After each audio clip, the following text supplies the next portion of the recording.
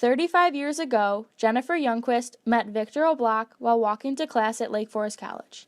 Since then, they have been through the happiest and saddest times together. On May 24th, 1986, my parents said I do.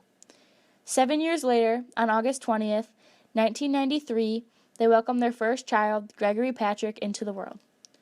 2 years later, on July 3rd, 1995, they welcomed their second child, Stephen Michael. Lastly, on June 30th, 1998, they welcomed their third and final child, Christina Noel. Since then, they have built a family based on love, tradition, strong values, and faith. The rest is history.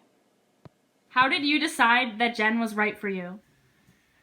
Well, I met her in college. I had gone to Catholic schools all my life, so I knew that God was important, and I knew that that was some person I wanted to look for would be have those same morals and the same ideas I did, and so I wanted somebody who could complement and be strong, so that the things that I couldn't do, she could do.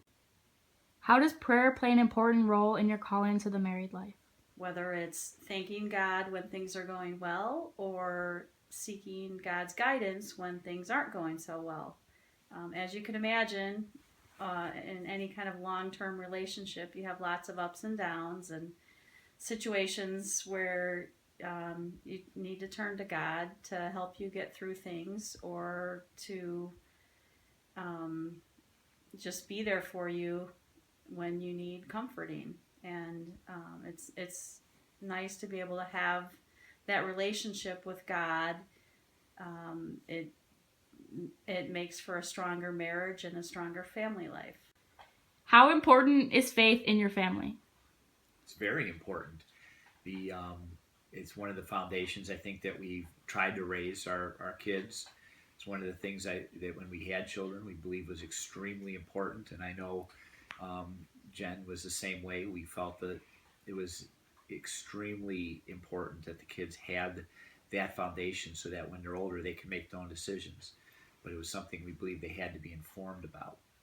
So that's one of the reasons we decided to send them to Catholic schools and to attend Mass weekly as a family, and make sure that we practiced our faith along with them, and not just sending them off to school and letting everyone else teach them about their faith.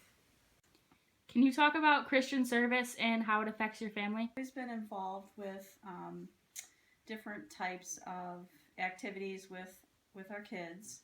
What we thought was important was that our kids see us practice what is preached on Sunday, that you give back to your community. And when you have the opportunity to give back to those things and make someone else a difference in someone else's life, you should take that opportunity. Do you have anything else to say about God's calling to the married life?